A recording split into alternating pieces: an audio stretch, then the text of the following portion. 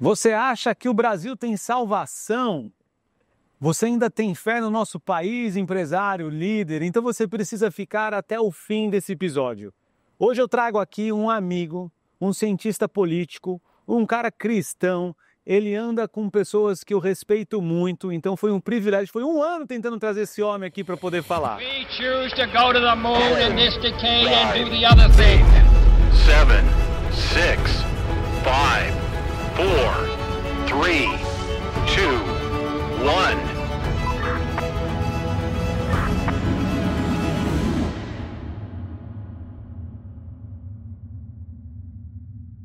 Sejam bem-vindos a mais um Papo de Expansão. Meu nome é Demo Oliveira, sou especialista em crescimento de negócios e todas as vezes que nós falamos em crescer nossa empresa, a gente fica pensando, será que eu tenho que pegar o avião e ir para os Estados Unidos ou eu tenho que continuar investindo no Brasil?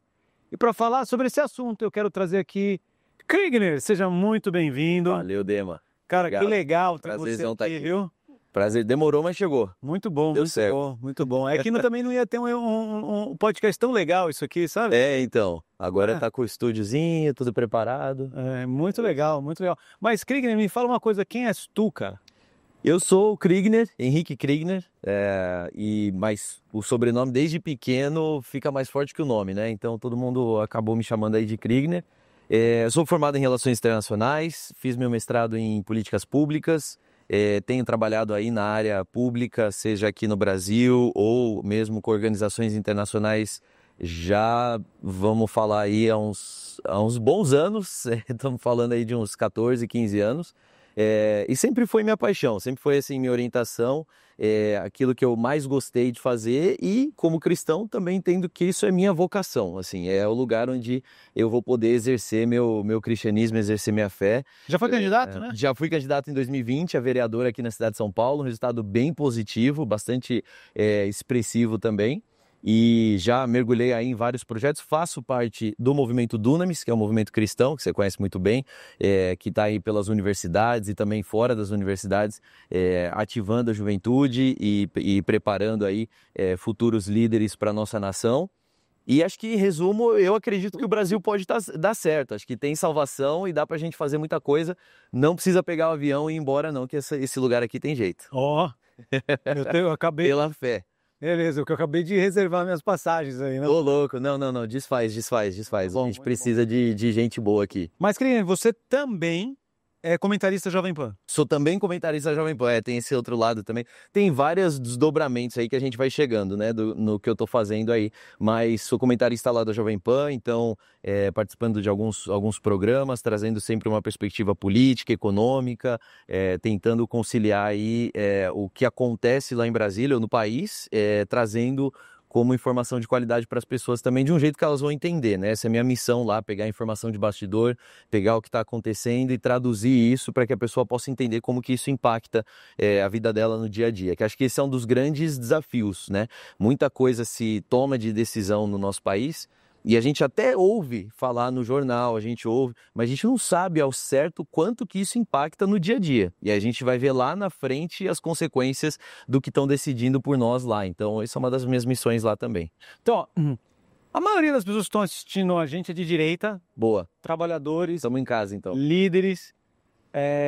O que me dá esperança, Kriegner, é ver uma reviravolta no governo argentino. Uhum. Era um país, cara, totalmente dominado pelo um tipo de política comunista, não sei qual é o termo mais correto para usar. E aí, Por décadas, né? por décadas, e aí de repente mudou, vem um cara totalmente oposto, ele não foi nem meio termo, Não. ele foi totalmente oposto, deu uma disrupção. Eu tô vendo a economia crescendo. Esses dias eu fui dar uma palestra em Florianópolis, cheguei lá, o cara falou, eu falei, cara, esse aeroporto é argentino? Ele falou, não, é que a moeda brasileira tá tão desvalorizada que o argentino tá vindo aqui comprar. Caramba. Acabou as coisas de supermercado. Eu tenho uma Decathlon em Florianópolis totalmente vazia, porque os caras compraram tudo e estão trazendo pra Argentina. Mais ou menos como é a fronteira Brasil-Venezuela. Tipo, o pessoal vai lá comprar que é mais barato. Entre outras coisas. Então eu vi essa movimentação, então eu falei assim, cara, já que o mundo está endireitando, eu tenho uma fagulha de fé. Exato. Porque a gente vê historicamente aí, né, os governos de direita, Eles são os governos que botam ordem na casa, fazem os ajustes fiscais, e por aí você vê crescimento econômico, você vê prosperidade de diferentes maneiras. Isso se reflete nas famílias, reflete no bem-estar social, reflete em políticas sociais também. Então, assim, eu sempre falo, né? A gente às vezes entra muito na polarização da direita e da esquerda. E tem gente que reclama da polarização, mas eu falo, a polarização é praticamente inerente ao ser humano. Você vai ter um posicionamento e você vai se polarizar contra aquele que é o contrário, né? Uhum. Claro, isso não quer dizer violência, desrespeito, nem nada do tipo, mas ser antagônico. Mas não é uma questão tanto de polarização, é uma questão de história. Você olha para trás, quem foram os governos, ou quais foram os governos, os líderes no mundo que conseguiram um crescimento expressivo? Você vai ver o lado político que eles estavam, os posicionamentos, as políticas. E, pô, você sabe melhor que eu, Demas, você não tem segredo, assim, a conta é uma só, né? Se você gasta mais do que você ganha, ou mais do que você faz, você vai ter um problema, seja hoje ou seja lá na frente. Mas os governos de esquerda geralmente esquecem disso e gostam de pensar que o dinheiro dá em árvore, que é só imprimir mais dinheiro e fazer políticas do voo de galinha famoso que a gente vê aqui no Brasil. Teve com a Dilma? Teve com a Dilma, estamos tendo agora com Lula de novo. E vez após vez esse é o sistema que acontece. Foi o que aconteceu na Argentina, né? E aí agora chega o Milei. Hoje nós estamos celebrando, mas nos primeiros meses de governo do Milei, ele foi criticado pelo mundo todo, pelos cortes que ele teve que fazer radicais. E na hora ameaçaram impeachment e tudo mais, né? Quando você entra num novo governo, o cientista político é você. Eu sou o cara do tipo que... Acompanha. Eu tinha um professor de microeconomia, Sei. fantástico, Ramon o nome dele, quando eu estava na faculdade. E ele falava assim, Dema, a coisa mais engraçada do mundo é eu fazer churrasco com meus amigos depois do futebol. Porque eu só fico vendo eles discutir economia, sendo que eu sou o professor. Então vamos partir do princípio que eu sou esse cara depois do jogo do futebol. Tá bom, tá bom. Mas... todas as vezes que entra um novo governo, o governo ele recebe uma carta branca para poder fazer ali a política dele imediata, porque a população, ele tem o apoio da população. Sim. Tem um projeto que foi proposto. Então o Trump ele entrou totalmente diferente dessa vez do que do primeiro. Do primeiro eu achei ele mais comedido. Essa segunda vez, cara, ele veio e pum!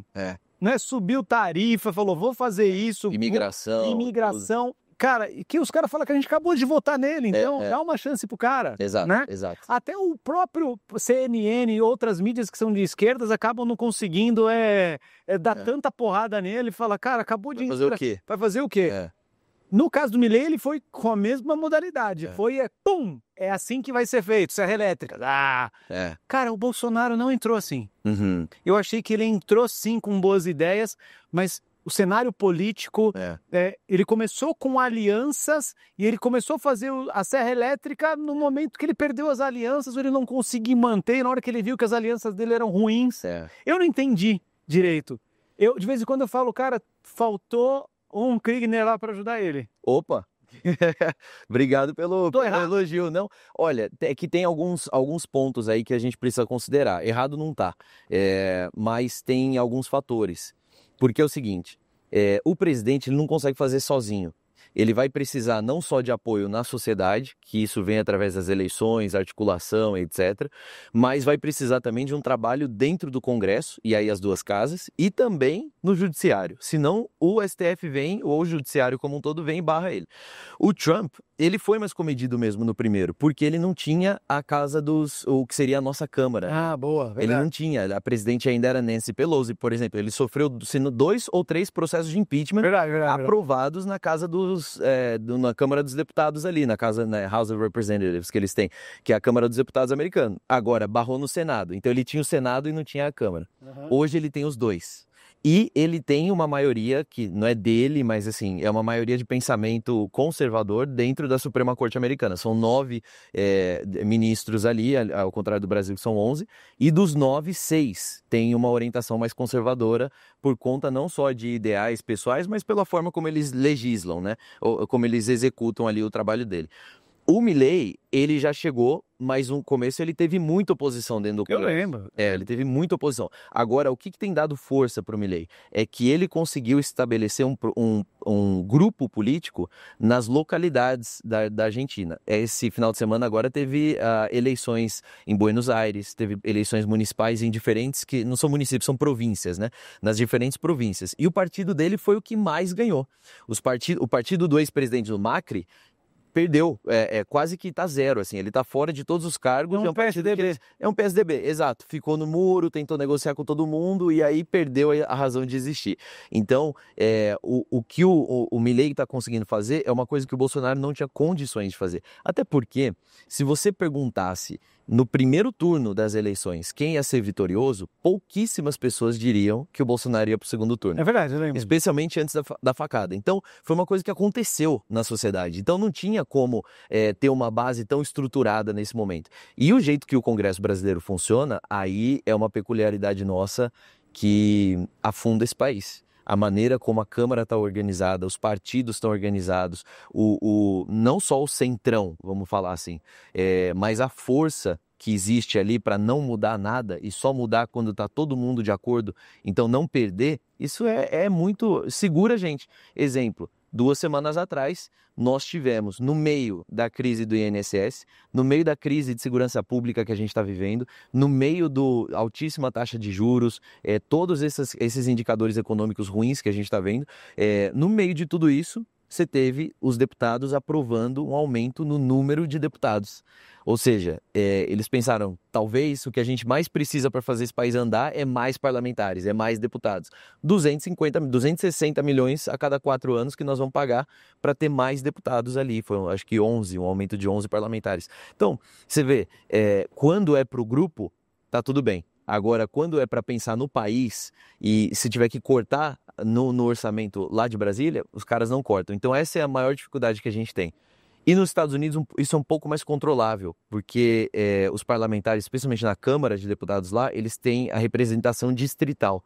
Então você não é o deputado de São Paulo, por exemplo. São Paulo tem 70 deputados, ou acho que 70 é o número.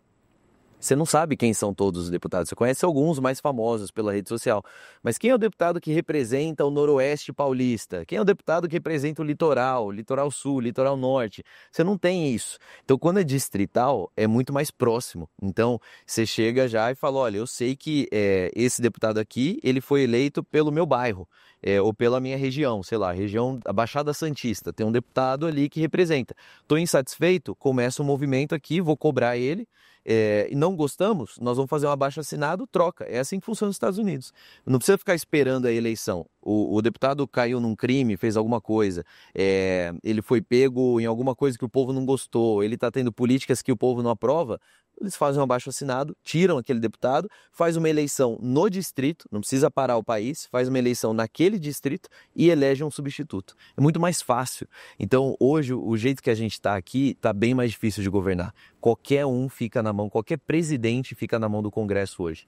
Por isso que importa quem que nós elegemos e quem que, junto com quem nós estamos colocando para presidente. Você está falando, eu olhando para o estado de São Paulo, o Tarcísio é inteligente, viu, cara? Muito. Porque ele mantém as alianças com o Kassab, ele sabe que ele tem que negociar com o PT, então o Kassab entra no meio ali do negócio. Não estou falando que o Kassab é santo, eu nem sei, eu não sei se o cara... aqui em São Paulo teve o programa da Cidade Limpa e falam que o Kassab ele influenciou na questão de fechar contratos com algumas empresas, etc. e tal. Eu não entrei a fundo disso, mas do ponto de vista político, o Kassab ajuda demais no sentido do Tarcísio negociar com o PT ali. Eu não sei se o Tarcísio vai sozinho ou se ele usa as alianças para poder ir. E eu vejo o desenvolvimento do estado de São Paulo. Independente de qualquer coisa, o Dória errou muito. Um dos principais problemas do Dória foi ele mexeu o ICMS. Quando ele mexeu o ICMS, eu lembro que eu trabalhando na Samsung, eu tive que parar a produção de produtos em Campinas, mandar para Manaus. Olha aí. Ou seja, fazendo receita lá, né? Fazendo receita lá. Fazendo para o governo do estado de lá ficou super feliz. Mas o Dória cometeu alguns erros de administração e vários erros políticos, assim, que o Tarcísio, graças a Deus, não tem cometido, assim. Qual o problema do Tarcísio? Ele não é conhecido como outros políticos. Ele daria um excelente presidente, Mas, cara, Mas vai chegar a hora. Vai chegar a hora. Aos Precisa. pouquinhos. seria excelente. A melhor campanha, eu tenho repetido isso, a melhor campanha para presidente de quem está no governo é fazer um bom governo no Estado. É a melhor campanha, você não tem como ir contra os argumentos. Então, pode não ser uma pessoa mega carismática, pode não ser, mas o lugar para onde o Brasil está caminhando hoje é para que em 2026 o pessoal fale assim, olha, eu não quero um herói, eu não quero um grande líder, eu não quero um inspirador, esse político que vem trazer, sabe, brilho no meu olho, eu quero um político que coloque ordem na casa, que faça o país crescer de novo, que não fique, sabe, fazendo barulho de mais nem de menos, eu quero alguém que trabalhe, que resolva, principalmente economia e segurança pública. Se tiver alguém com essas duas bandeiras, o povo vai junto, eu tenho certeza. Porque 2026 já passou um pouco daquela questão da briga ideológica. Ela é importante, ela tem que acontecer, a gente tem que saber o que está por detrás das coisas. Mas quando você está diante de um cenário de crise econômica, e nós estamos num cenário de crise econômica pesadíssimo, a gente está falando aí de um país que em 2027... Quem assumir 2026, começar o governo ali em janeiro de 2027, já não vai ter dinheiro para fazer os pagamentos de custeio da pasta de educação e de saúde. As duas principais pastas que são defendidas pela Constituição. Essas duas principais pastas você não consegue fazer já o pagamento de custeio. Então, como está hoje, no caixa. Então, eu não sei como é que vai ser ano que vem para piorar essa situação, né? Então, nós vamos precisar de alguém que saiba fazer. E nesse caso entra a necessidade de alguém que tenha um case de sucesso. E se você consegue fazer São Paulo andar bem... Eu adoro a tua análise, mas precisa convencer o Nordeste disso. Como que você vai convencer o Nordeste disso, cara? Mas sabe o que tem mudado muito? E esse é o desespero da esquerda, porque eles têm perdido muito apoio no Nordeste, muito apoio mesmo, porque o Nordeste está sentindo a crise. Essa crise que está pegando agora, isso é um negócio interessante, Dema. Antigamente, a gente tinha uma ideia assim, anos 90, anos 2000, de que a esquerda era aquela esquerda das causas sociais, né? A esquerda defendia os pobres, defendia os oprimidos, então tinha essa da esquerda revolucionária, e alguns ainda defendem isso, das universidades, etc. Mas hoje, se você for ver, quem elegeu o Trump nos Estados Unidos não foi a elite. A elite estava com a Kamala, a elite estava lá com o Biden, fazendo biscoitinho, Taylor Swift entregando biscoitinho com o nome deles, querendo fazer pauta trans, falando de um monte de coisa que não tinha nada a ver com o que eles estavam vivendo.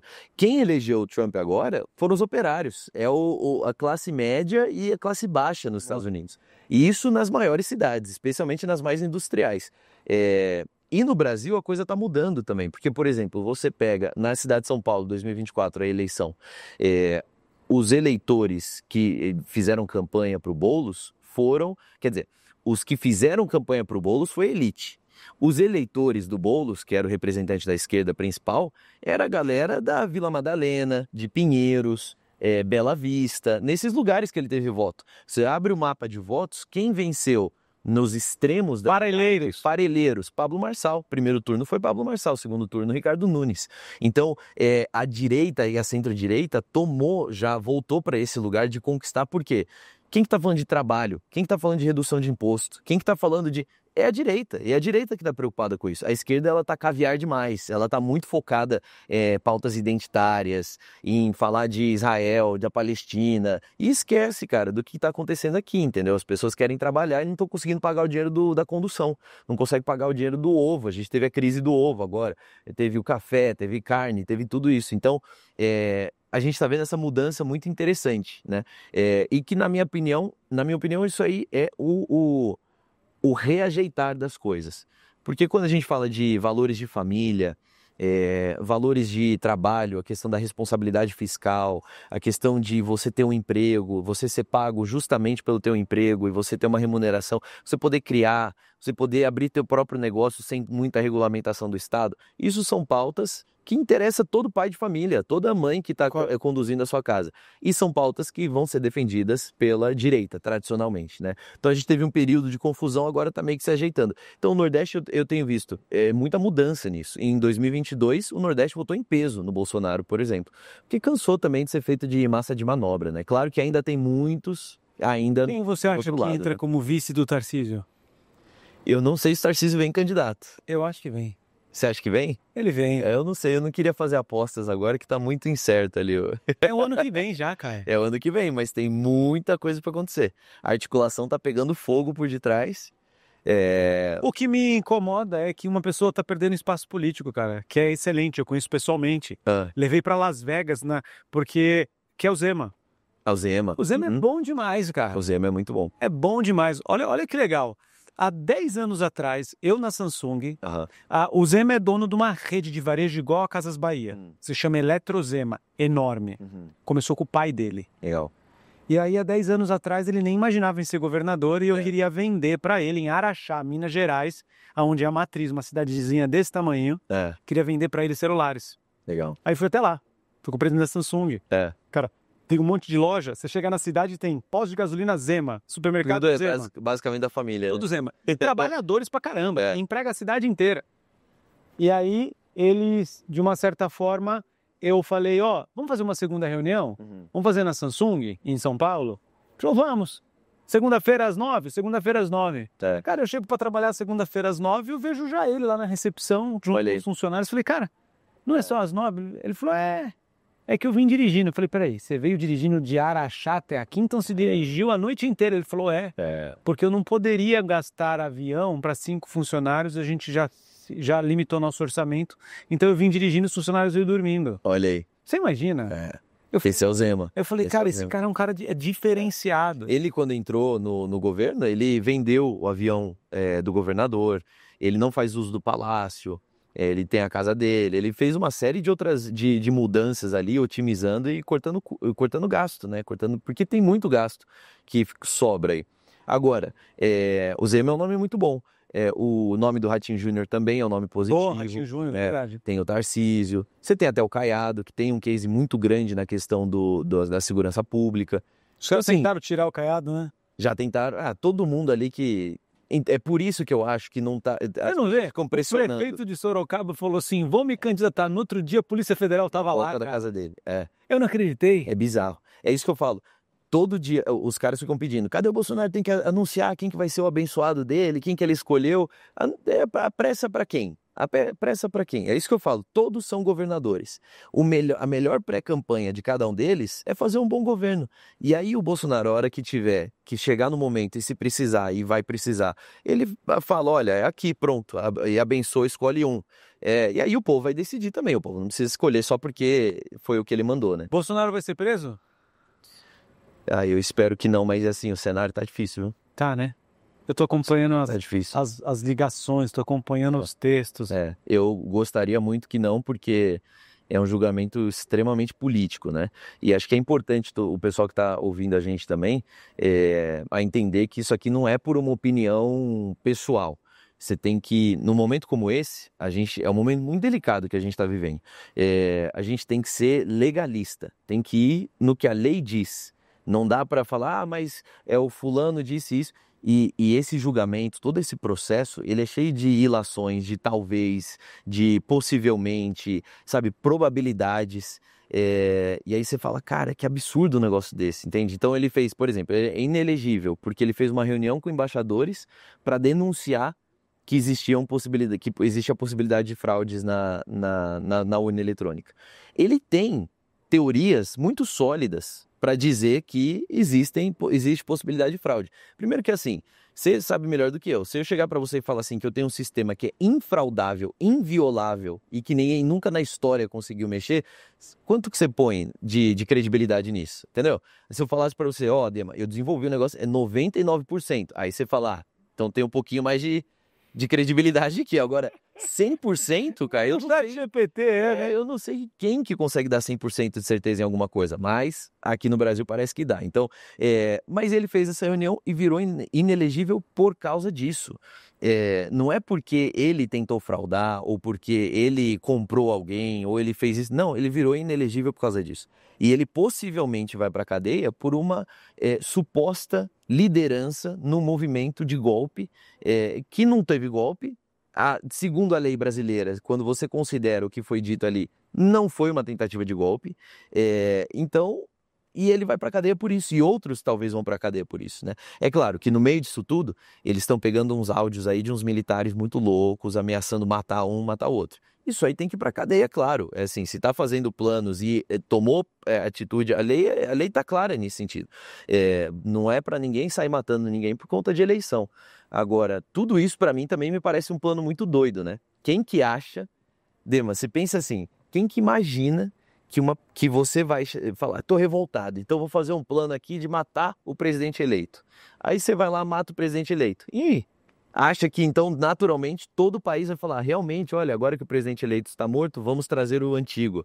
Quem que pensa dessa maneira assim? Não ia acontecer isso, a Constituição não permite isso, a lógica das pessoas não iam aceitar uma coisa dessa. Então, eu tenho até dificuldade de imaginar que alguém de fato planejou a morte do Lula, a morte do Alckmin, a morte do Alexandre de Moraes, pensando que isso traria o presidente Bolsonaro de volta, assim, eu não consigo fazer essa conexão. Mas eles conseguem, então que a justiça seja feita. Agora, o problema é quando a gente começa a sair do que diz a lei. Então, por exemplo, não quero me estender tanto nessa questão aqui, que sei que é mais polêmica, mas o que diz o artigo 359 do Código Penal, trecho L? Que a tentativa de você... O que é tentativa de golpe de Estado, né? Ou o que é um golpe de Estado? É quando você tem a tentativa, ou de fato você consegue impedir que os poderes constitucionais sejam realizados. Quais foram os poderes constitucionais, tanto de judiciário, legislativo e executivo, que foram rompidos, por exemplo, no 8 de janeiro? Nenhum. Teve uma invasão muito, muito ruim o que aconteceu, pessoas cometeram um crime de depredação de patrimônio público, gente exaltada, tinha gente com fogos, e foi isso. Agora, ninguém deixou de ser presidente, ninguém deixou de legislar, ninguém deixou de dar ordens, nenhum dos poderes constitucionais naquele momento foi ferido. Então, quando você começa a criar esses precedentes, está abrindo todo um contexto para lá na frente ser revertido. E qual que é a credibilidade que o Brasil tem? Aí entra a instabilidade jurídica, que afeta na economia, afeta na política, afeta em vários outros fatores, né? Então, é um caminho muito perigoso. Quem que é a culpa de tudo isso aí? Do Temer. Eu sei onde você vai chegar com isso. Mudando de assunto, Kriegner, eu ando pela cidade de São Paulo. Uhum. Eu lembro que na época da Covid, a rede que mais cresceu na cidade de São Paulo foi aquela rede Aluga-se. Uhum. Você em toda tinha lá Aluga-se. Todo lugar você tinha um. Né? Mais que McDonald's, mais do que tudo. Graças a Deus mudou muita coisa. Eu vejo o governo do estado trabalhando muito em parceria com o prefeito. Uhum. Daí, graças a Deus, o Paulo Marçal não tem entrado. Acho que ia ser ruim E ele se queimou muito com aquela mentira no final aí. O laudo falso. Talvez ele iria para segundo turno se ele não tivesse feito aquela cartada estratégica de alguém que ultrapassa a linha do que é correto. Né? E não quero julgá-lo, mas para mim aquilo lá, tipo... Antes até havia uns vídeos, agora nem vídeo eu vejo mais. Tem que fazer, eu sempre falo isso, né? Você tem que fazer a coisa certa do jeito certo. Não adianta a gente fazer a coisa certa do jeito errado, porque é a coisa errada ainda, né? Então, a gente não pode criticar a esquerda, criticar a oposição, esse pessoal e falar que eles não têm escrúpulos, que todos os fins justificam os meios e fazer igual, né? E basicamente foi isso que aconteceu. Mas eu tenho visto um crescente ataque na questão de segurança pública. Então, eu, como empresário, eu nunca pensei em ter carro blindado. Eu falei, como que eu vou colocar minhas crianças num carro normal? Eu ando pela Avenida Santo Amaro e eu vejo prostíbulos. Antes não era escondido, agora tem lá a foto de uma mulher. Eu falo, será que o nosso prefeito não passa na frente e não vê que tem um prostíbulo ali, que aquilo é um negócio que tem que fechar? Será que o PCC é tão forte? Quando eu converso com as pessoas mais da periferia, os caras falam, é tudo PCC, tá tudo dominado. Como assim tá tudo dominado? Só tá dominado se um governador autoriza, só tá dominado se um prefeito autoriza. Porque eu não pago imposto pra você ver se o cara não vem aqui e fala, tá aqui, acabou. Então, de vez em quando isso eu falo assim, todo mundo ou é impossível de cuidar. Eu tô adorando o trabalho que tô fazendo na Cracolândia. Sim, né? Mas de vez em quando isso me dá um senso de, não sei se isso vai resolver. Assim, prometer que vai resolver, quando eles prometem, eu já não acredito também, assim, eu acho que é resolver do dia para a noite, né? Nós estamos falando de uma organização criminosa que é a mais desenvolvida do país, é uma multinacional, transnacional, na verdade, tem operações com vários países, a lista só cresce do número de operações que vão acontecendo entre o PCC e outros países. E uma organização que tem aí já 60% da renda, e aí tudo são dados não oficiais, mas do que eles vão levantando pela inteligência. 60% já não vem das drogas. Só 44, se não me engano, por cento da renda do PCC vem de drogas, do tráfico de drogas. O resto já vem de imóveis, vem de vários outros negócios e coisas que eles vão traficando e fazendo. Então, assim, é um negócio que entrou num nível que é difícil que em alguns anos de boa gestão e de confronto direto você vai pegar, entende? Por exemplo, agora foi preso lá na Bolívia um dos que diziam que era... E eu falei na Jovem Pan, falei onde eu pude, eu falei, você acha que esse cara aí era o líder do PCC? E ele ia ser pego porque foi renovar o passaporte, pedir uma cidadania boliviana. Coitado, esse era o secretário, claro que não, botaram o cara lá. Podia até ser o líder, mas assim, foi o que escolheram queimar agora, entendeu? Por alguma razão ou outra, talvez o governo precisava dar uma carta ali de que, olha, estamos sim combatendo o crime organizado. Mas é claro, você acha? O cara não ia se deixar ser pego dessa maneira, entende? Então, é uma organização que está assim, arraigada assim, com pés e raízes muito profundas na sociedade e não nas periferias somente. E não só nas coisas mais simples, vamos dizer assim, ou nas camadas mais vulneráveis. É na elite. Eles têm respaldo econômico, eles têm respaldo político e eles têm altíssimo respaldo jurídico. Eu estou falando de altos cargos no judiciário que são de pessoas que estão ali representando os interesses do PCC e dando cartas de um jeito que não vai ser prejudicado. Entende? Você pega especialistas do crime, agora esqueci o nome dele, que foi capitão do BOPE lá no Rio de Janeiro por muitos anos, e ele fala, olha, você pega o que é a estrutura do PCC versus o que é a estrutura do Comando Vermelho, o Comando Vermelho, a maior boa parte da liderança do Comando Vermelho é uma galera que não tem onde cair morto, que está fugindo, escondido. E no PCC os caras estão na Faria Lima, os caras estão na Paulista, os caras estão em diferentes áreas, assim. Eu vejo que quando os caras descobrem alguma coisa, o cara fala assim, cara, tinha tanta riqueza. Exato. Você pega os esquemas de bets, os esquemas agora com os funkeiros, a cultura da ostentação. Tudo isso é um grande... Hoje mesmo saiu, a polícia aqui, Polícia Militar de São Paulo deflagrou, na verdade a Polícia Civil, junto com a Polícia Militar também, já conseguiu puxar o fio e descobriu que boa parte das alianças que estão sendo roubadas, né, que o aumento foi de quase 70% do número de roubo de aliança em São Paulo, até mordendo o dedo, aquela coisa absurda. Estavam indo para uma empresa que é a empresa que confecciona aquelas joias de ostentação para os funkeiros, para os influencers, que é aqueles colaresão pesadão de ouro puro, sabe? Que é aquele negócio pesado, que o cara fica até meio caído, assim. Tava indo para lá. É a manhinha do crime, aquela mulher que foi presa, depois que o ciclista foi morto ali no Parque do Povo, e tem todo um esquema que ela já tinha montado e ela era uma das cabeças, né? Ele tem várias outras cabeças. Então, você vê, o crime organizado ele é muito mais... Ele tem tentáculos. Ano passado foi um escândalo no Guarujá, na Baixada Santista, das candidaturas que foram viabilizadas pelo crime organizado. Saiu um levantamento de 8 bilhões de reais que eles investiram em campanhas eleitorais no ano passado. Isso nós estamos falando de 8 bi. E você ainda me fala para eu ter fé, né? Tenha fé que dá. Porque olha só tudo que eu estou falando. E eu não sou um cara da polícia, eu não sou um cara da Polícia Federal, Militar, nem mesmo Civil. Então, se eu estou com acesso a essas informações, significa que nós estamos chegando cada vez mais perto, entendeu? Talvez a gente vai se tendo essa conversa aqui há 2 anos atrás, antes de ter um secretário como Derrite, antes de ter um governador como Tarcísio, que você tinha outras ênfases, a gente estaria falando aqui, poxa, realmente o PCC é muito forte, né? Mas, pô, como é que a gente vai saber? Hoje, olha só quanta coisa já está vindo. Os elos que vão conectando influencer fazendo ostentação com o alto nível do crime, entende? Meu Deus. Essas conexões nós estamos começando a traçar agora, está chegando para a sociedade, a gente está ficando mais atento. Então, ainda estamos no meio do tratamento, né? Sabe quando você está doente que o remédio é amargo? Nós estamos ainda no amargo e vai ficar no amargo por um bom período, mas sem esse amargo a gente não tem cura, né? Você gosta do prefeito? prefeito tem feito um bom trabalho. Eu fiquei surpreso, sabia? No momento da eleição, óbvio, no segundo turno não tinha opção, né? Era Boulos ou Nunes, não tem o que pensar muito ali. Mas você comparando o programa dos dois também, do Nunes estava dando de 10-0. Agora, dessa vez eu acho que ele está mostrando mais quem ele é.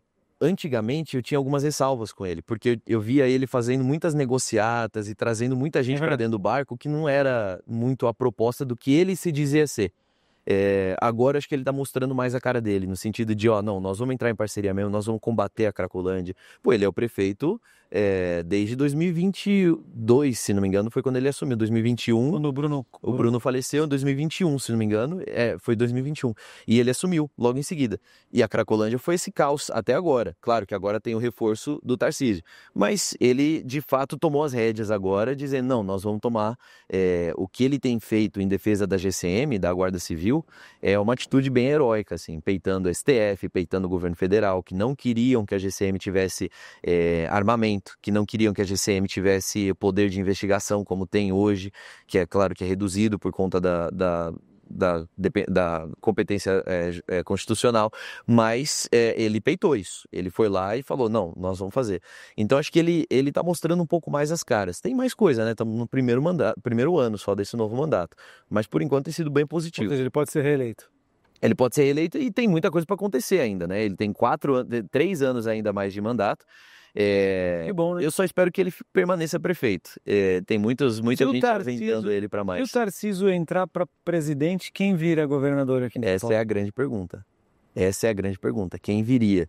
Eu, pessoalmente, teria uma defesa forte num nome que eu colocaria aí, que é o do atual secretário Guilherme Derrite. Porque eu falo, se a gente conseguir... Eu vi o Derrite dando uma entrevista ontem falando da Cracolândia. Então, se a gente conseguir trazer São Paulo normalmente de volta aí para os padrões normais de segurança, o Estado voa. E o Estado voando, a gente consegue fazer o Brasil voar também. Por que o Brasil está sofrendo muito? Porque São Paulo também está sofrendo, cara. São Paulo sofre com os impacto tributário que tem. A gente manda dinheiro para Brasília e não volta. Quer dizer, a gente manda, até volta, mas volta menos do que a gente manda, né? Enquanto que outros estados menores, eles recebem o triplo do que eles enviam. Então, a gente carrega nas costas, literalmente, o país. Então tem a questão tributária. Aí você tem a questão de segurança. Então São Paulo é o principal hub de chegada, de entrada e de saída do Brasil. Então você tem a questão do corredor das drogas aqui é muito forte. Quando você tem o governo federal, o STF enfraquecendo as políticas do Estado de segurança, aí você tem um problema seríssimo, né? Porque aí você deixa aqui pintarem e bordarem. Se o crime organizado perder força em São Paulo, ele vai, consequentemente, perdendo força também no restante do Brasil. Que aqui que tem mercado consumidor de drogas, aqui é muito grande. Então, se a gente conseguir evitar isso, então, se você desafogar São Paulo, aí eu acho que o Derrite seria o melhor nome para isso. Vou caminhar um pouquinho, mas vou aproveitar que você está aqui. Boa. E recentemente eu estava no Copacabana Palace fazendo um evento lá do lançamento junto com um amigo meu, que ele é um grande show da Lady Gaga. Não foi. Esse não me convidaram. Não te chamaram pra ir. Não. Cara, foi muito legal. Foi no Copacabana, um empresário lá do sul de Camboriú. Ele é um pastor, só que ele era empresário antes de ser pastor. Uma história linda, cara, de testemunho. Deus tirou ele do empresariado, se chama Michael Abud. Tá. Conheço o pastor Abud, sim. E aí a gente investiu junto num negócio lá. Ele falou, Demo, eu tô fazendo um empreendimento do Colline do France, que é um hotel super luxuoso de Gramado, mas vai ser numa cidade X litorânea do Rio de Janeiro. E eu vi o governador do Rio. E aparentemente o governador do Rio é cristão. É o Cláudio, né? Cláudio Castro. Eu gostei dele, cara. E assim, pra mim, eu olho pro Rio de Janeiro e falo assim, meu Deus, ali é difícil. Ali é difícil. Mas eu vi uma luz ali diferente ali. Fico triste com a prefeitura, porque são as pessoas saindo da cadeia e as pessoas assumindo de novo, querendo... Esses dias eu vi uma live do antigo governador falando caminhos para o crescimento do Rio. Exato. Cara, é um negócio, né, cara? E nada impede de voltar, né? Nada impede de voltar. Se não na cadeira, ali como botando a mão na cabeça de alguém e fazendo essa pessoa seguir o caminho que ele um dia trilhou. e que rendeu muito dinheiro para ele. Que absurdo, né, cara? E ainda não foi devolvido, vamos deixar isso bem claro, né? Parcela foi devolvida, as joias apreendidas, rubis, mas ainda tem muito dinheiro para ser encontrado. Que absurdo. O dinheiro que permite com que ele agora fique se dedicando à vida de influencer, né? Gravando vídeo na cobertura e etc. É um absurdo. O que acontece e aí que a gente vê a questão do buraco também no judiciário. Para mim, assim, a gente tem 2 áreas prioritárias que a gente precisa dedicar esforço, e aí todo mundo que estiver escutando a gente tem que entender como é que funcionam essas áreas, mas investir em gente boa para entrar lá. Mais do que o presidente, mais do que deputado, é o Senado Federal e também o Judiciário. Não tem como a gente manter o Judiciário do jeito que está no Brasil, viciado nos... Venda, boa. Tem que celebrar. Boa. Só nem vamos manter. Viciado. Gostaria que essa entrevista fosse interrompida toda hora. Por vendas e Uma vendas, vez celebrando. só, né? Maravilha, maravilha. Tomara que seja mais ainda até o Amém. final. Glória a Deus. A gente, o judiciário, viciado nos penduricalhos, viciado nos altos salários, viciado nos privilégios e viciado também nas benesses políticas que tem. E o Senado que até esse último ano de 2022 era considerado como o cemitério de políticos, né? Então você não tem mais energia para ser governador, você não tem punch para ser presidente, você não quer ficar lá na Câmara. Um Eduardo Suplicy. Vira um senador, fica lá até a eternidade, 8 anos, não sabe nem se vai morrer até a próxima eleição. Tem lá, ninguém se importa, ninguém sabe quem são os senadores. Eu poderia, se eu perguntar aqui para todo mundo que está assistindo, quem são os 3 senadores de São Paulo? Tem um que todo mundo vai engasgar, porque nem lembra, o cara que virou suplente quando o Major Olímpio morreu, né, o senador Jordano Bruno, que ninguém nem sabe o que ele faz, e ele tem um posicionamento contrário ao do Major Olímpio muitas vezes. Então, o povo votou no Major Olímpio, e ele era da chapa, né, mas enfim, isso é assunto para outro momento. Mas a gente tem esse buraco, que é o Senado, que é a casa talvez mais importante, mais estratégica. E que, se Deus quiser, aí em 2026 nós vamos eleger uma maioria conservadora de verdade. A gente precisa de, no mínimo, 45 senadores ali conservadores, posicionados, comprometidos com a verdade, comprometidos com um país livre, um país de economia livre também, e comprometido com os valores que a gente sabe que fazem o país andar para frente, né? Esses valores que a gente tem defendido tanto. Se no Senado isso acontecer, aí a gente vai ver como o negócio começar a andar. Muito bom. Kriegner, China. Eu sou muito amigo de um cristão que ele é CEO do AliExpress. Tá. Amigo pessoal meu, Tang. Ele dá aula aqui, palestra. Inclusive, no próximo evento que eu vou dar, se você estiver disponível, eu queria que você desse uma palestra para 60 empresários aqui mesmo. Legal. Eu faço uma vez por mês. Legal. O Theo já deu uma palestra. Boa. O de Campinas, o Seite, já deu uma palestra. Legal. Então, o dia que tiver, eu vou te chamar. Com certeza. Empresários querendo crescer, e aí você vai falar que os caras vão se divertir, vai ser muito legal, assunto muito bacana a política, né? Boa. Eles todos estão preocupados, né? Todo mundo quer ter uma perspectiva. Eu, do meu ponto de vista de empresário, me preocupa as taxas de juros. Não consigo avançar com absolutamente nada com essas taxas de juros desse absurdo. Até então eu tinha um benefício fiscal, o Taxade tirou o benefício fiscal, que é a Lei Perse, que era para bares, restaurantes e empresas de eventos. Cara, eu tinha o benefício fiscal, estava na lei até 2027. Exato. E aí a gente não sabe se atingiu 1 bi de... Então, assim, é complexo o Brasil. Muito. A gente está vendo, e aí entram as questões, né, de conectar o que a gente lê no jornal com o que afeta a vida das pessoas, né? Por exemplo, você tem uma taxa de juros, aí você pergunta, tem vários fatores que vão entrar aí nessa questão para definir essa taxa de juros, mas é um dos últimos recursos que o Banco Central tem para segurar a inflação no Brasil. Só que o que está levantando a inflação lá para cima? Aí a base do governo vai dizer que não, que isso aí é uma questão do mercado externo e tudo mais. Mas falta de compromisso com o equilíbrio fiscal, que o mundo inteiro reconhece que o Brasil não é comprometido com o equilíbrio fiscal, porque desrespeitou o teto tantas vezes e ainda caminha para isso. Sabia que tem motivos de chacota? Pô, com certeza. Chacota mesmo. Esses dias eu estava conversando com um amigo meu, o cara falou assim, meu sócio, teve um evento em Nova York que ele foi, uma semana atrás, se chama Brazilian Conference, Sei. do BTG. Foi lá, eu ia, só que meu filho nasceu no dia que eu comprei a passagem, então eu perdi a passagem. Mas foi por uma boa causa. Boa causa. E aí, cara, ele falou assim, a mesma coisa que você vier falando do Congo. Exato. Fala, Exato. de um país, Exato. como assim? Você falou assim, você vai contratar uma consultoria do Congo? Não vou contratar do meu país, brasileiro. O risco é muito alto. é Você não risco, sabe o que vai você tá acontecer. louco. Instabilidade jurídica. Se der algum problema, para quem ele recorre? Para o STF? Pô, qual é Hoje a eu moral tava que de o manhã STF numa tem? reunião com a Reebok. Uhum, Tô fazendo de tudo para expandir a Reebok no Brasil, uhum. batendo papo, etc. Legal. Num determinado tipo de projeto. E aí o cara americano, o vice-presidente americano, que estava comigo lá no Tivoli, na Paulista de manhã, Uhum. ele falou, cara, que garantia que um cara que vai abrir uma loja da Reebok vai garantir que a minha marca tá correta? É. Aí eu falei, cara, tem uma lei de franquias. Beleza, mas essa lei de franquias funciona? Exato. Cara, eu começava, cara, tem a lei, como assim, cara? Não. Aí eu tive que, não entendi seu ponto. É. Cara, trust in me when I say, La garantia sou eu. la garantia sou eu. Esse é o desafio. Porque esse é o drama. Eu converso muito com pessoas do direito, advogados, inclusive professores de direito.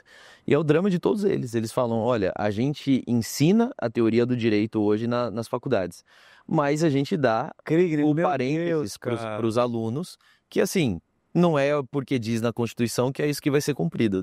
Tem que verificar o entendimento do STF. Esse é o Brasil de hoje, essa é a preocupação. Se você vai na Bíblia, falando sobre os juízes mentirosos, os falsos juízes, cara, É muito sério. é muito sério. Lá em Provérbios, fala assim que Deus tem coisas que ele não gosta, mas tem coisas que ele detesta. Exato. Abomina. Abomina um juiz, Porque quando você fala de justiça, você está falando de, talvez, uma das faces mais diretas a respeito de Deus. Tá? A questão da justiça. Ele é justo, né? E aí a gente fala muito sobre o amor, sobre a verdade, tudo bem. Mas o amor, a verdade, elas também caminham nessa questão da justiça, né? Então, quando você tem uma distorção da justiça, e aqueles que deveriam representar a justiça, ou seja, dizer com verdade o que é certo e o que é errado, punir o errado e promover, premiar o que é bom, que é o que vai dizer que é a função do Estado lá em Romanos 13, quando você tem isso, sendo distorcido, contaminado por interesses pessoais, isso é uma distorção direta de quem Deus é.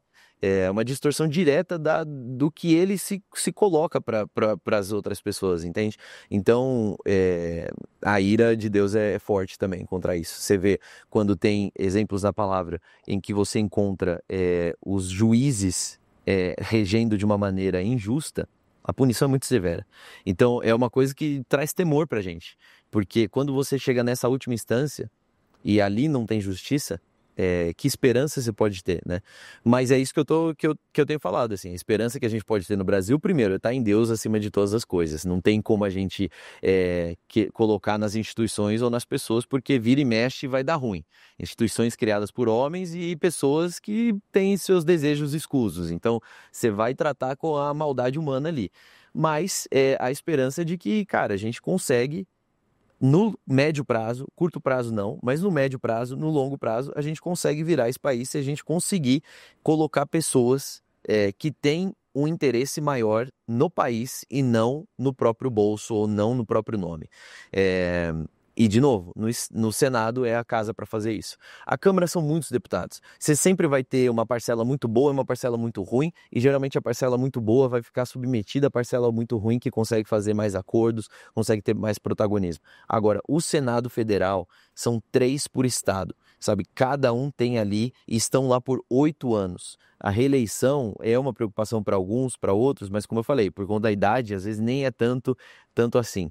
Então, essa semana está sendo retomada agora na Câmara a discussão se deve acabar a reeleição no Brasil ou não. 5 anos, né? E isso CSJ, né? eu acho que seria perfeito que tivesse, acabasse a reeleição e aumentasse mais um ano para dar tempo de... Mas no Senado também seria bom se tivesse uma cláusula que no máximo 2 mandatos ou 3 mandatos, porque estamos falando de 8 anos, né? 3 mandatos aí é bastante tempo, estamos falando de 24 anos como senador, assim, é uma mega permanência, né? Então, colocar um limite, porque isso incentiva a pessoa a ter outras atividades, e essa outra atividade vai trazer input para a atividade pública dele também. Você vai ter mais empresários entrando, você vai ter mais pessoas, professores, pessoas qualificadas, pessoas que viveram, construíram algo e podem contribuir para a sociedade, né? Então, a minha esperança está nisso, nessa renovação e nessa renovação colocar leis que fomentem isso de uma forma mais clara, né? O Collor foi preso, né? Foi preso. Depois Voltou. agora tá em casa lá. Prisão domiciliar. 75 anos já. De idade, aí a lei garante pra ele prisão domiciliar. Mas ele Mas ele passou pulou aí pra prisão. pra prisão. Ele passou um sufoco lá. Você pega as imagens do presídio, Eu vejo. é feio, é pesado. E eu acho que ele deve ter se lamentado, tipo, por que eu não mandei um dinheiro aqui de emenda parlamentar para dar uma reformada nisso aqui? Aliás, é interessante você ver que, historicamente, na época da Lava Jato, é verdade, Luca, eu tenho certeza, eles tiveram que adaptar a sala do diretor para receber ele. Historicamente, na época da Lava Jato, que os políticos estavam indo para cadeia, foi a época que o Congresso mais enviou dinheiro de emenda para presídio.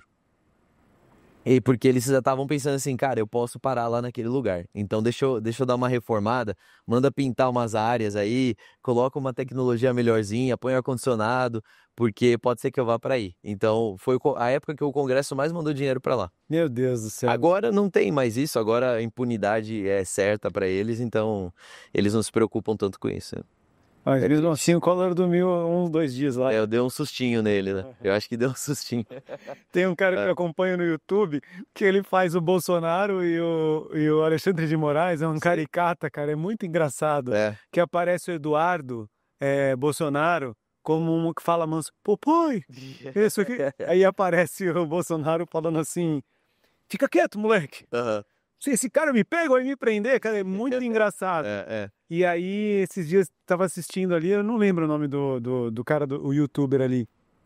E ele colocou uma sátira, cara, que é extremamente real, né? Que, tipo, você imagina, o senador mais votado da história brasileira. O cara, quando ele viu que a mídia começou, os caras de esquerda começaram a falar assim, ó, colocou ali uma proposta para poder retirar o passaporte dele. E aí ele falou, não quero, não volto para esse país de jeito nenhum. Tô fora. Aí veio o Alexandre e fala assim, não, ninguém ia fazer isso. Cara... Uma clara manipulação. É tipo assim, pula que tá quentinho, né? Exato. Não, vem, pode pular, tá quentinho aqui, né? E é assim que a gente tem visto várias decisões sendo tomadas. Isso é perigoso, Dema. Isso aí é um negócio que eu olho e falo... Porque amanhã você não sabe quem vem. E aí isso cria precedente. E no mundo jurídico, precedente é muito importante, porque se tem precedência, se isso já aconteceu antes, você agora tem uma avenida jurídica que você pode seguir para que aquilo venha acontecer vez após vez. E aí romper com precedente é muito... Você precisa ter um apoio muito forte, uma base legal muito... Porque agora, se você rompe com precedente, você vai ter que causar quase que automaticamente uma revisão do que foi decidido antes, né? Assim, tem uma... Claro que não é bem assim, mas tem um caminho para isso. Então, uma vez estabelecido, é muito difícil de ser revisto, né? Kriegner, para finalizar, me fala da China. Como eu disse, eu tenho um amigo meu que ele é CEO do AliExpress. Cara do bem, chinês. Legal. Chinês brasileiro, lá da igreja cristã chinesa. Sei, que legal. Muito legal. E, cara, eu me apaixonei um pouco pela China, pelo jeito dos caras pensarem, trabalho. Ele me mostra várias imagens, sabe? Do tipo assim, é impossível combater com a China. E aí ele me prova, ele fala assim, lá a cultura, e ele tá falando a cultura do assalariado. Não do empregado escravo. Sim. Falando assalariado. É de segunda a sábado o trabalho. E eles começam às 8, terminam às 8, e muitas vezes ele precisa dormir no trabalho porque é longe. Então, e aqui a gente tá work-life balance. Vamos ter um balanceamento da nossa vida. Possível competir. É impossível ganhar. Ou você se junta com eles, ou já era, do ponto de vista econômico, comercial. Mas eu sei que é um país comunista. Eu sei que tem uma repressão absurda sobre a religiosidade. Eu sei que a gente vê só Hong Kong, mas China é muito mais do que isso. Ou nas principais capitais. E eu sei que o Brasil escancarou as portas para os chineses. Esses dias eu li que até para o francês, um boçal do presidente da França lá, fazendo uma presídio no Amazonas, eu não sei se é verdade, não sei se na Guiana Francesa. Então, me fala uma coisa, a China venceu, cara? Não venceu, sabe por quê? Porque a China tem um projeto de hegemonia, né? De protagonismo absoluto. E não conseguiu, porque tem um elemento cultural que ela nunca vai conseguir tirar dos Estados Unidos, uma dominância cultural que ela nunca vai conseguir tirar dos Estados Unidos. Por exemplo, você trouxe todos esses aspectos positivos, mas se eu te falasse assim, Dema, eu vou te dar uma casa, muito legal uma casa, e você vai continuar tocando seus negócios, mas uma dessas casas é na Flórida, ou você escolhe, ou você vai para a Flórida, ou você vai ali para Pequim, por exemplo. Qual que você escolheria? Obviamente. Flórida, obviamente. Então tem esse aspecto cultural que os Estados Unidos vêm. E isso, a tua resposta é 99,8% das pessoas vão dizer isso. Os outros 0,2% é alguém que é muito apaixonado pela China, assim. Tem um elemento cultural muito forte. E sem ganhar na questão cultural, nenhum país se torna verdadeiramente hegemônico. Você pega historicamente, é assim. Boa. Roma, você tem essa dominação. Você tinha os gregos, por exemplo, eles tinham uma dominação intelectual, uma dominação cultural, mas eles não tinham uma dominação bélica e econômica como Roma tinha, por exemplo, como Roma teve depois, né, na sua era. Os Estados Unidos, a Inglaterra, antes mesmo dos Estados Unidos, também tinha isso, então tinha aquela coisa do ser inglês, do inglês ser chique, sofisticado, isso tudo é uma dominação cultural. Sem esse aspecto cultural, você não consegue. Até os coreanos conseguiram um pouco, né? Os coreanos conseguiram muito mais que os chineses, por exemplo. Se você perguntar assim, para as pessoas, né? E é perguntar na rua mesmo. Novela. Então, o chinês ainda tem um aspecto negativo de muitas coisas. É produto chinês, talvez não é tão valorizado assim. A questão da... Mas você já andou num BYD? Pô, então... Não, agora está começando a mudar, mas, por exemplo, os próprios BYDs e outros carros chineses têm muito preconceito ainda no Brasil, de pessoas que falam, não andaria, não compraria um carro chinês, não confio. Compra um Land Rover, é chinês, Tata Motors. Não, tem tantas coisas que as pessoas não... o próprio iPhone, todas as peças ali são chinesas, independente de onde são montadas, então... tem todo um processo, mas dificilmente vai acontecer. Por quê? Língua, muito difícil, valores culturais muito opostos aos ocidentais. Então, acho que tem essa dificuldade. Agora, pensando do ponto de vista do Brasil, o Brasil ganha se for pragmático com a China. O Brasil não tem que se entregar para a China, mas também não tem que lutar contra a China. O Milei, por exemplo, na campanha, ele falou, eu vou assumir como presidente... Eu não tô nem aí pra China, depois ele voltou, né? Nunca mais vou fazer comércio com a China. É boa? Foi lá 2 dias de governo, começou a negociar com a China. Não consegue, entendeu? Então, tem que ser pragmático. O que a China quer? Vender? Comprar? Então, nós vamos vender, nós vamos comprar. O que não pode entregar? Reserva natural, tecnologia. Não pode permitir com que eles venham dominar de uma maneira que não ensine, que essa é uma das grandes coisas também das críticas, por exemplo, do modelo chinês na África. Eles vão, fazem pontes, fazem investimento, fazem isso, fazem aquilo, mas tá tudo em chinês. Os manuais de instrução de como é que você toca aquele negócio daqui para frente, tá tudo em chinês. Os locais não estão sendo treinados a como utilizar. Para consertar a ponte chinesa construída na Nigéria, você precisa de mão de obra chinesa, ou seja, você está dependendo daquilo para sempre, né? Então, é um modelo perigoso, se a gente for olhar por um lado ou por outro. Mas eu não sou daqueles que falam assim, não, tem que se opor, fechar a porta, até porque isso aí seria se opor à inovação. Os caras estão inovando muito rápido e não vão parar de inovar.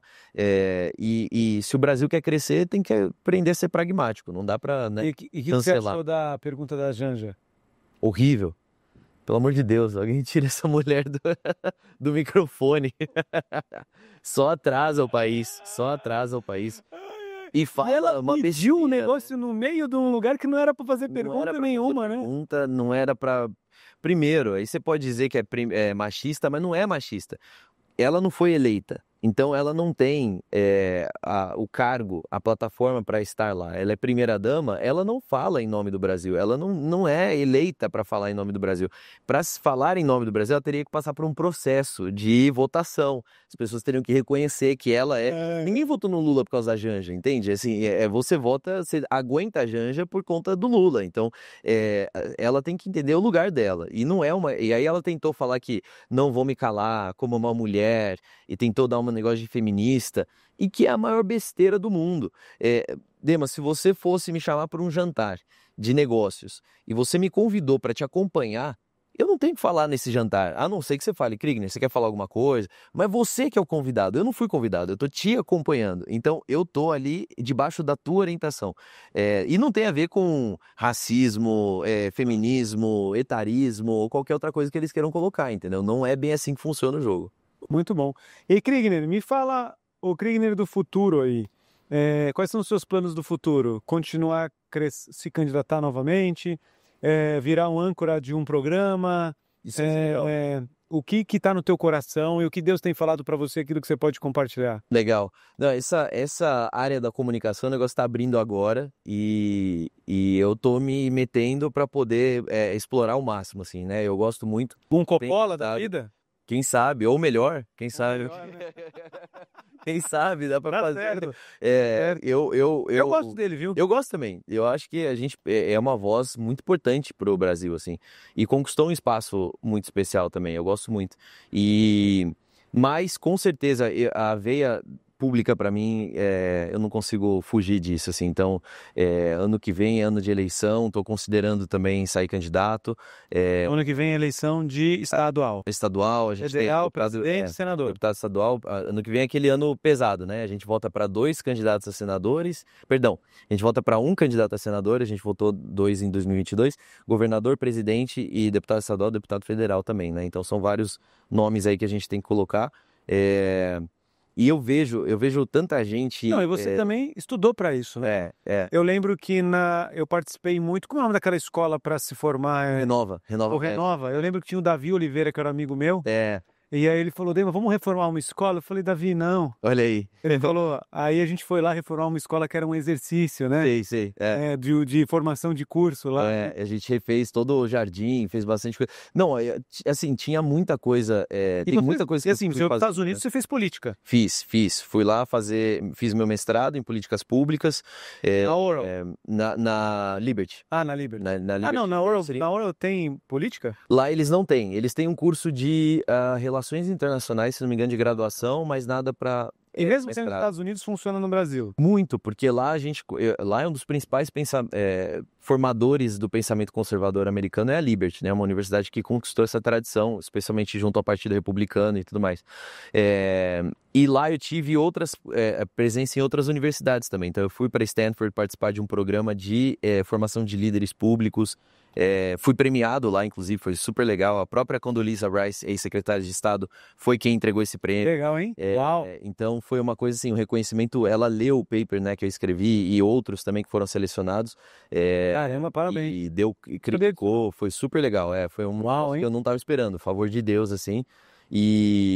Então eu aprendi muito, deu para estudar muita coisa. Passou de ano. Passei de ano, passei com uma nota boa e voltei, que falei, agora vamos, eu vou continuar estudando, tô sempre com isso. Mas se você se candidatar, qual partido?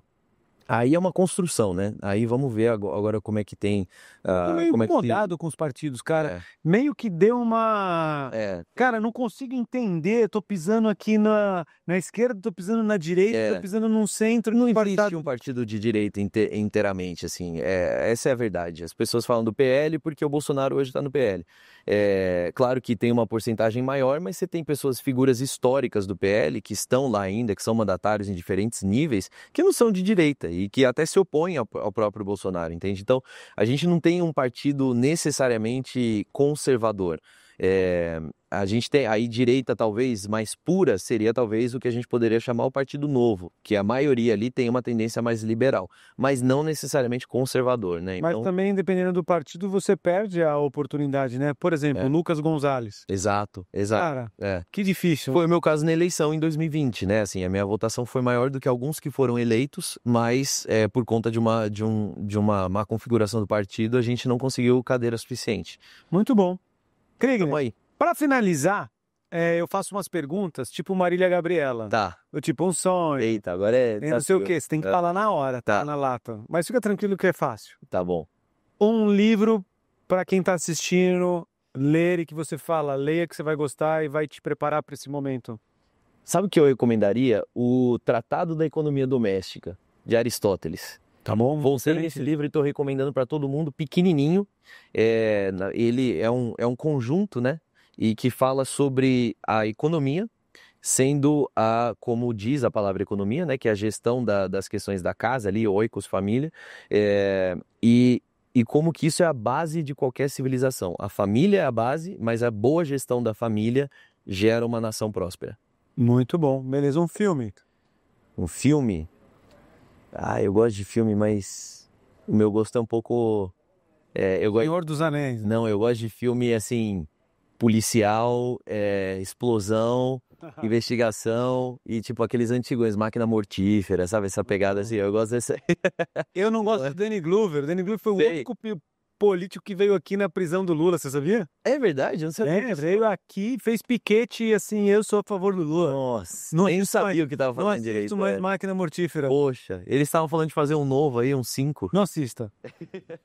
E acho que eu vou ter que assistir esse aí, vou ter que me render ali, porque... Fãzão. Fala uma coisa, um líder que você fala, cara, esse líder é um líder pra vocês acompanharem. Político? Whatever. Eu tenho um que Você a tá gente... vivo ou não? Tem um que a gente é amigo.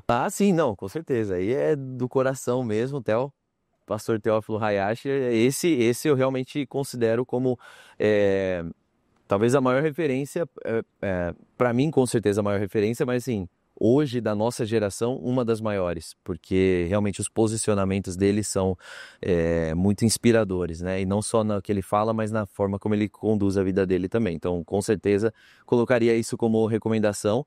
Se a gente for para um lado mais político, histórico, aí alguém que já terminou a carreira, porque aí dá pra gente ver, né, bem pra onde vai dar. Que às vezes você fala assim, não, fulano, acompanha aqui nele. E aí, de repente, o cara... Dá uma reviravolta, né, cara? Isso acontece muito, né?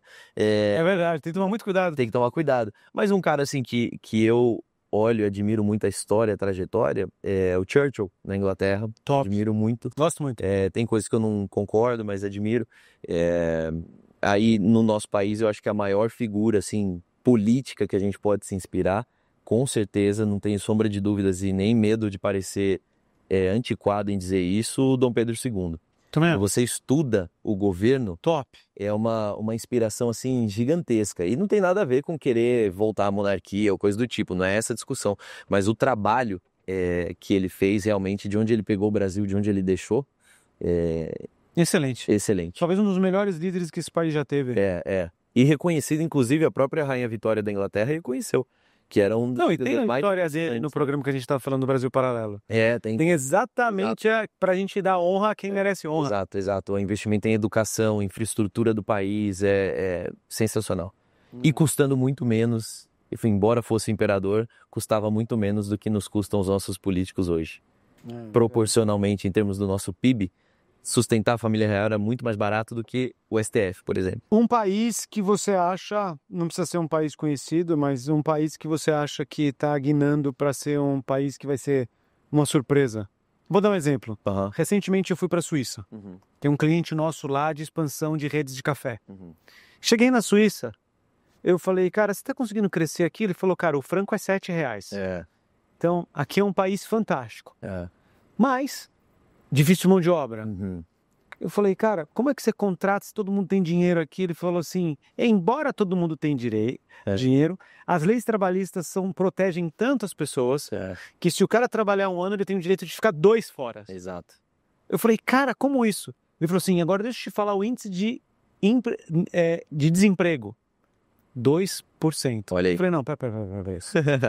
Então, você contrata um cara e ele vai só voltar daqui 3 anos. Caramba. E ainda o índice de desemprego é 2%. Cara, aquele negócio deu certo. O que não deu certo? A fé. Uhum. Se você pega a bandeira da Suíça, é uma cruz. Exato. E aí você pega o hino da Suíça, se chama o Salmo Suíço. Uhum. Eu entrei no chat GPT e analisei, cara. É totalmente baseado em Cristo. O fundamento, né? Mas a última coisa que tem ali a fé está extremamente morta. Eu fui lá através para palestrar numa igreja. Uhum. O cara tá crescendo, tá abrindo, tá. Legal. Tô adorando ali o que Jesus tem feito ali na Suíça. Que legal. Mas eu fiquei triste do ponto de vista econômico. Eu falo assim, cara, esse negócio aqui parece o grilo assim. Parado, né? Pra você. Muitos países estão assim. Eu destacaria 2 mais próximos aqui da gente. Primeiro, eu destacaria El Salvador. pela questão não só do combate ao crime organizado, que Top, aí né? é uma receita gigante pra gente e que é a grande trava da América Latina. Se a gente se livrar do crime organizado, nós vamos ter muita mais oportunidade, assim, sabe? Tanto de dinheiro que vai para esse lugar, de cérebros que vão para esse lugar, enfim. Mas também por conta das reformas que o Bukele conseguiu. Então, sendo presidente, ele conseguiu reduzir o número de parlamentares, o que é muito positivo. Conseguiu reorganizar a Suprema Corte, que também é muito positivo. E aí vão dizer que é ditatorial, e não foi por meios ditatoriais, foi por meios da própria Constituição, então ele conseguiu fazer isso. Então é um país que tem tudo agora para colocar as bases para poder depois crescer. E um outro que deu uma guinada recentemente e que está patinando um pouco agora por uma liderança um pouco controversa, mas quer trabalhar sério, que é o Paraguai. Que está se reerguendo assim de uma maneira também muito interessante, reduzindo impostos, reduzindo custos e fazendo o país ser mais atrativo. Apesar de não ser tão atrativo, está se tornando mais atrativo diante da crise dos vizinhos, né? Então, Beleza. Político novo, que é para o brasileiro acompanhar e falar assim, esse menino vai ser um governador, essa pessoa vai ser um a presidente. gente tem novo de idade ou novo de... Novo tá de chegando idade. aí. Novo de idade. Acho que principal que eu vou recomendar, o Nicolas Ferreira, que todo mundo já conhece, mas... Você esteve com ele ontem, né? Sim, exato. E é um cara que eu admiro demais e que a gente já fez bastante coisa junto e para mim é uma referência também. E alguém que está chegando num lugar de projeção nacional muito... Internacional, né? Internacional também, mas assim, para efeitos de governo, né? Aqui está realmente causando uma transformação muito positiva. Mas a gente tem exemplos também que estão se preparando, se posicionando para crescer. Destacaria o Rafael Satiela, no Rio de Janeiro, que é vereador, foi eleito agora e já está fazendo um trabalho sensacional. O Gui Kilter, em Curitiba.